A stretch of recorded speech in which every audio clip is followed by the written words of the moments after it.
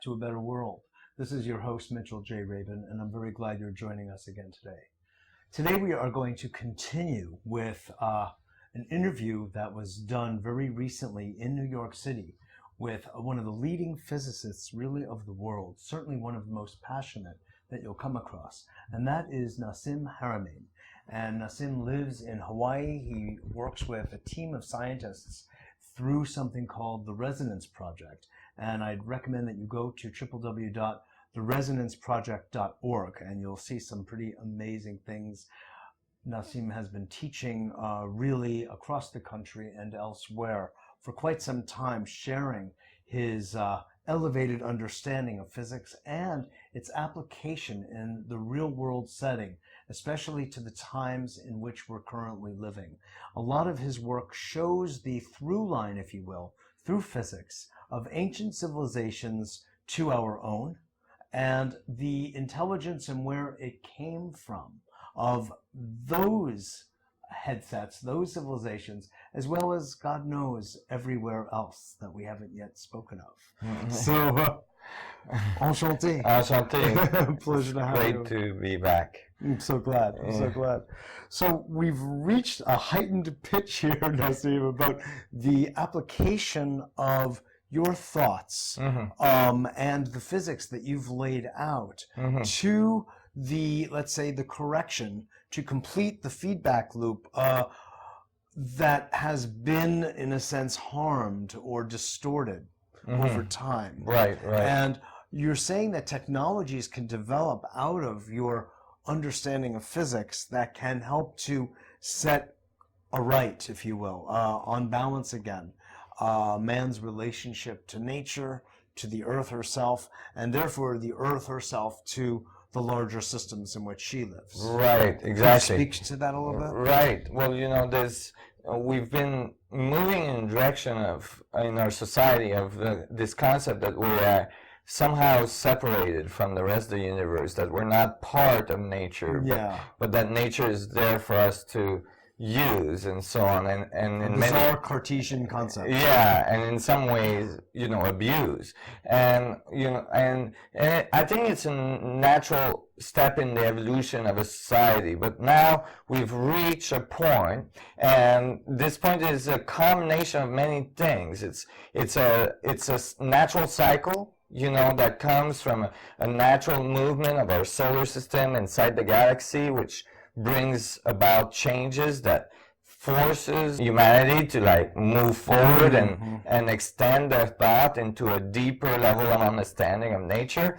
And as we reach this combination point, society is ready to transcend the level of technology that they've been using to a whole new level of technology. And that from a more mechanistic, you could say, system based to perhaps energetic in some way? Yeah, energetic, you could say. It's still mechanistic because, we think of mechanistic as linear, but actually fundamental mechanics of the universe are really non-linear, very advanced. So there's there's this possibility of this amazing, higher level understanding of the fundamental mechanics of the universe that's developing now.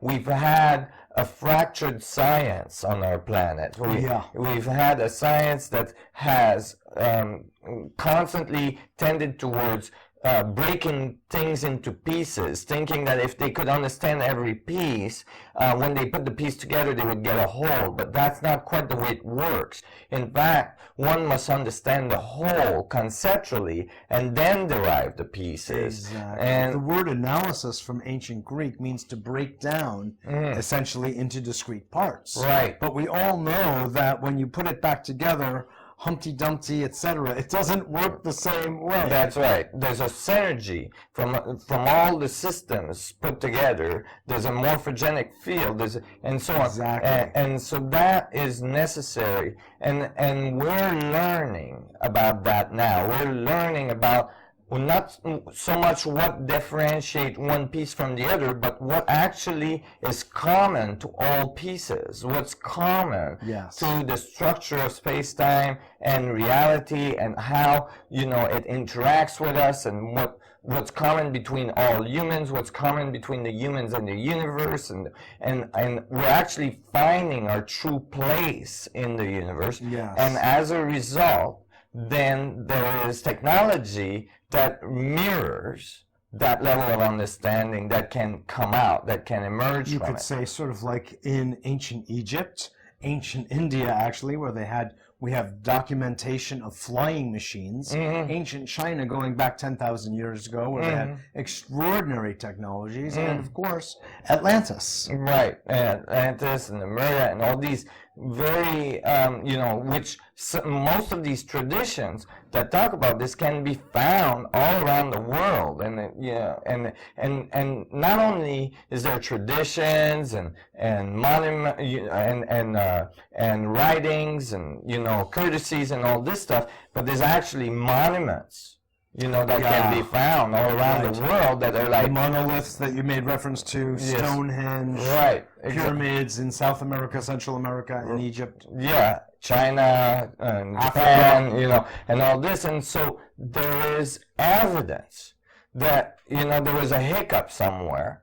That hiccup was recorded by over 300 different civilizations around the world, this change that happened with this great flood, you know, it's recorded in many, many different cultures. Legends, etc., of course. And that there was a loss of knowledge, that there was a tumbling of evolution, and that we were, as a result, thrown back into the dark ages of evolution. And now I think we're at this point where we're just regaining that knowledge, and it's just on time for us to truly ascend. And when, you know, many ancient texts talk about this time in history as a time where humans would ascend and so on. And I think in general that's been interpreted in a philosophical way.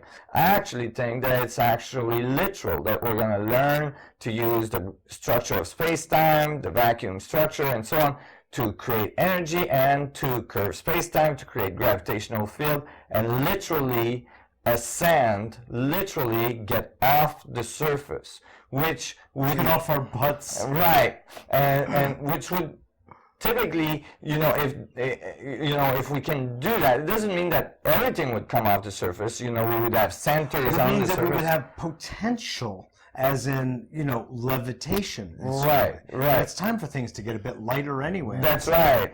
We need some levity. We need some levity. Yeah, no doubt. And, you know, and that would give the earth back to the earth. The earth would return to its garden state, you know, and which is prophesied as well. So there's this really... A return to Eden, so to speak. Right. And so there's this really amazing connection between the ancient, it's like a back to the future thing, between the ancient knowledge and the ancient prophecies and what's actually occurring today in very advanced physics and very advanced technology. And I think these are coming together now, and it's gonna blossom into a whole new society for us and a whole new picture of our history. It's so interesting. Now, have you gone to a point of applying this physics, Nassim, to actual physical, environmentally based technologies? I have. You know, I've done early studies into it, and, you know, as an independent, it's always challenging to find appropriate funding for physics studies because, you know, physics studies are fairly expensive to do and so on. So, you know, it's been a little bit of a challenge. Like the multi-billion-dollar accelerator. Right. I'm not needing anywhere close to that. And my results could be much more dramatic. I tell you, I'd rather accelerate in this direction. So, you know, it's been a little bit of a challenge, but yes, I've done preliminary studies and they're very positive. And so I'm very encouraged that there's great possibilities there, you know, with always with new discoveries in theoretical physics, there comes new discoveries in technology. Totally. I would say the primary advantage of the military across the world has been spinning off, if you will, of other ancillary technologies. It's not the military itself, it's the other things that have come our way. Same with NASA. Right. We know of this. Right. Now, in what you have discovered, do you have anything cooking, I shouldn't use that phrase, relative to global warming and dealing with what is becoming a very serious issue? Of just a couple of degrees changes everything, can wipe out species even faster than what we have done so far, etc. Yeah, absolutely. You know, the discovery of these new technologies right away could make a huge difference in the preservation of the species, in the preservation of our species and all species on the planet. Because as soon as we start using carbon-based, fuels and so on to propel our devices and so on, if we can tap into the fundamental structure of space-time, the world changes fundamentally. If you can easily move a spaceship from Earth, to the asteroid belt, which with a gravitational drive would take only a few minutes, obviously, the impact on the environment of the planet due to the human activity is reduced almost, to zero. Right, exactly. So like no more carbon, fuels, no more, like no hydrocarbons. more hydrocarbons, no more nuclear power plant, no more, so there's like all sorts of advantages that are really fundamental for the survival of our species and and the evolution of our society. And I think it's a crucial moment that is necessary for us to transcend and to actually reach that level at this time. And I think society is faced with that choice now. Exactly. Yeah. I'm wondering if inside the physics that you have helped to evolve, the principle that comes to us from the ancient Greeks, but elsewhere as well, is the idea that necessity is the mother of invention. Right. It's such a kind of a pat phrase, but boy, it packs such power when we really contemplate it, because it also is suggesting that we only act inventively, mostly, at the moment of necessity. That's right. We are at the moment of necessity. At this point, At this point. Yeah, when there's the greatest stressors, that's when new concepts and new possibilities open, and then that's a doorway, that can unlock and bring a civilization to a whole new level. Exactly. We even take a quantum leap, actually. Right, literally. The value of stress. Right. Stress. Exactly. Think you're gonna die? Well, you gotta think of something new. Exactly. And when you look at your individual life, you find it in your individual life commonly. It's like you go through very difficult period. And from these difficult periods, you learn so much. And when you're on the other side of it, all of a sudden you're a whole new level of understanding. Your life is feeling much better, and so on. Isn't that true? That's right. You know what? You're just reminding me from a point of that's psychology, but perhaps some of the physics behind that is the work of Ilya Prigogine of a disorganization, a disturbance, a perturbance inside the oyster, creates the pearl. Right. And so the disturbance in a human life disorganizes it in appearance, creating chaos momentarily. Right. To only reorganize at a higher level of function. That's right. You can see it in an oscillator in laboratory. If you put energy into an oscillator, you'll see it go towards further and further chaotic behavior, and all of a sudden it's extremely chaotic, and then you put a little teeny bit more, and all of a sudden, boom, it goes back to a higher level of coherency. And I think that's what we're at. Yes, exactly. The flux is very high. The economy is dropping. Also, the ecology is dropping. Everything is like falling apart. Right. So that it can reorganize into something that's much more coherent, much more powerful. Exactly. And a whole new society can develop from it. Exactly. It's like the structures have to relax a little bit. Right. That's a nice way of putting it. Yes. Relaxing. The economy is relaxing. Yes. It's going on vacation.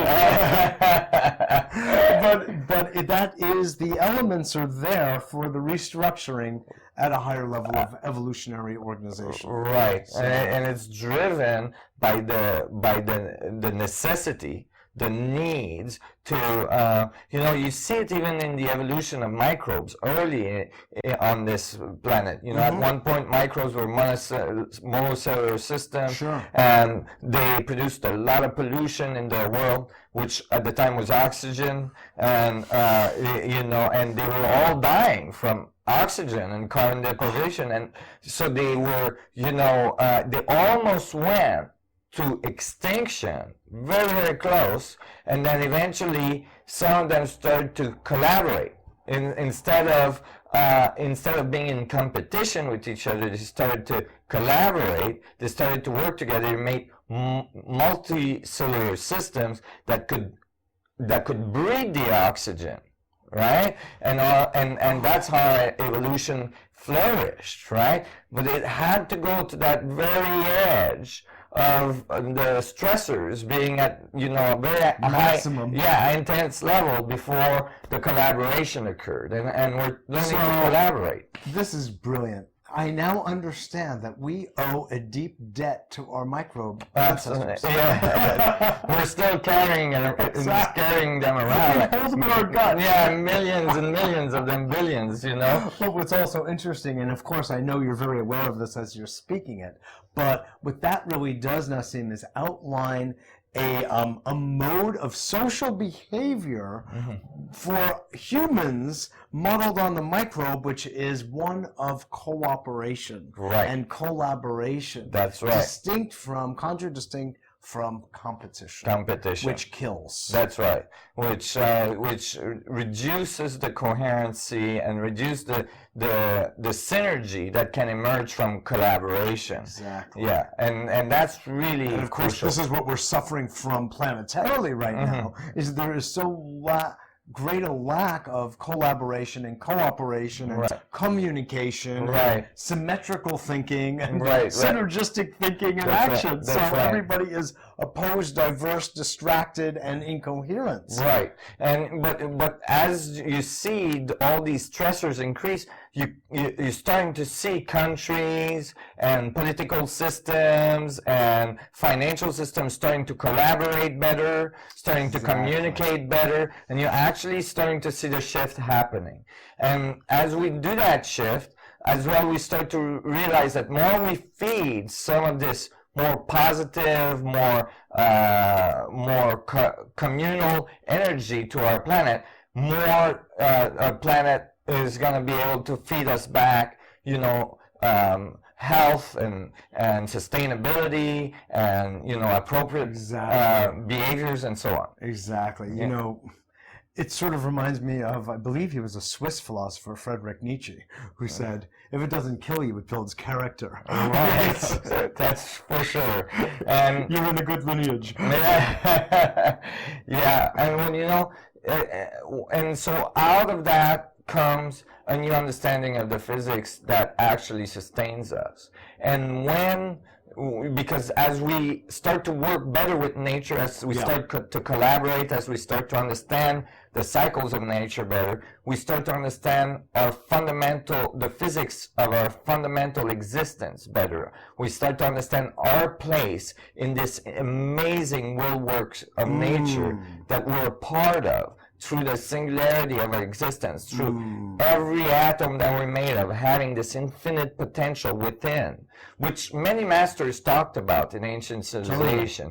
And we are infinitely powerful. That's the message over and over again. We are infinitely powerful. And God is within, and and the kingdom of heaven is within. Exactly. The Buddha is in everything. Everything is Buddha nature. That's right. And so when you start to realize that, but we actually realize it not just in philosophical terms or dogmatic terms, but actually in the physics of how that is. How is that true? How is it that everything is connected? Well, that's because the vacuum is at the center of all things. How is it that that you start to feel part of this amazing will work of nature. Exactly. You start to understand your place in it. and you start to be able to become what I call a vacuum engineer.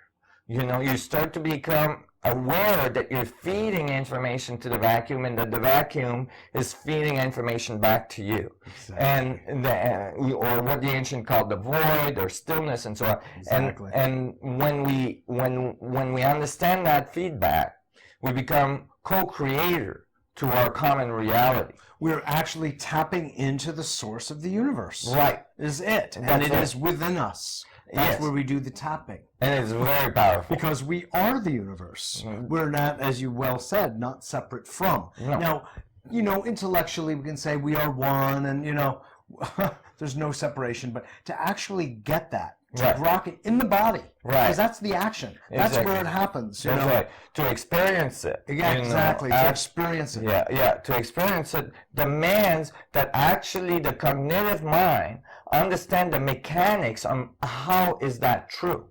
And when you look at these physics that I'm writing, and you start to understand the geometry, the topology on how that is true. How is the vacuum interacting with the structure of the event horizon? How the event horizon is feeding back to the vacuum? Then you start to actually experience it in your body. You start, Exactly. and that is so powerful. Interesting. So then physics and the contemplation, the intellectual contemplation, becomes over some time cellular and can actually lead to the notions from the East as well, and actually everywhere, of this notion we have of self-illumination or enlightenment. And what's interesting is, of course, there's something called Jnana Yoga, which is and Raja Yoga, which are the intellectual or mental yogas through which contemplation of beauty, of nature, of essentially physics, Right. Can literally bring one to the level of the highest human potential. Right. I believe that to be true, because in general, what happened in the spiritual people is they have a tendency to think, well, the material world is a lower world. Don't get me started. Exactly. And then the tendency of the physicists to say, all there is the material world. That's right. And so what happens, the consciousness is completely polarized. But in fact, it's always both, and actually the material world, when you look closely to it, is just a manifestation of the spiritual, of the space, which the spiritual person probably is calling the spiritual world, or the space in between the electrons. That's right, the space. And actually, when you start to realize that, you get the sense that in fact, the material world is the gateway that we're using to experience the space. Exactly. And so when you apply that to your life, you start to move through your body into the space instead of trying to get out of it. Exactly. And the same thing for the good technology. to hear you saying this, because I say this to people all the time. I mean, be thankful that you have a body. That's how you get to experience the so-called spiritual. Right. Without the body, you're just the space itself. Right. You want the body? It's your spaceship, man. Right. It's your doorway. Yeah, that's right. Exactly. Let's fast forward, because we've got so little time in this nonlinear universe. To 2012. What's your understanding? What's happening? What should we be prepared for? I think that 2012 is the mark of a change in our society that's based on the mechanical movement of our solar system inside the galactic disk. So, it's mostly based on the Mayan calendar. I was going to say a la Maya. Yeah, that has a long count on it, Sure. which I believe was actually the count of, it maps the cycle of the sun, but the long count is actually mapping the cycle of the galaxy as a whole and our solar system in it. And so in 2012, in this period of time, not just 2012, we're in it right now, we are passing the equator of the galaxy. And at the equator of the galaxy is where we're in direct line of for all the particles that are emitted from the black hole at the center of the galaxy. And so we're receiving a lot of energy, a lot of data from the galactic black hole. And the Mayan called that an alignment with the great central sun, which, you know, is most likely the galactic center. And so as the chief discussed this as well. Yes. And so that's well known. So as we get past that, I think our society is like transforming, because as we said earlier, it's producing stressors in our environment. You know, all this energy that's coming in, it's producing heat in our solar system, and all these stressors are demanding that we evolve, are demanding that we move on to the next level. Yes, exactly. So how does the 2012, because, you know, Terence McKenna said this is not the end of life on planet Earth, it's the end of life and on Earth as we know it. That's right. That's the right. tractor at the end of time he refers to. Right, because his timeline function goes to zero in his in the computer program. Yeah, that's right. Exactly. And it's sort of like a Y2K for all. Right. And we'll have computers afterwards anyway. Yeah, I think that it comes in the sense that, you know, we're going to change our relationship to time, because if we achieve gravitational drives, then that means that if you're orbiting Jupiter, Earth time doesn't matter anymore. So we're going to change our relationship to time. So then the calendar could not continue mapping that for humanity. Merci pour tout, hein? C'est mon plaisir. Tu es brilliant. Merci. À la prochaine. Yes, absolutely. This is Mitchell J. Rabin. We've been speaking with Nassim Haramein of the Resonance Project. Go to his website, www.theresonanceproject.org. You'll see it also during the show. And come visit us at www.abetterworld.net. I look forward to seeing you all next week.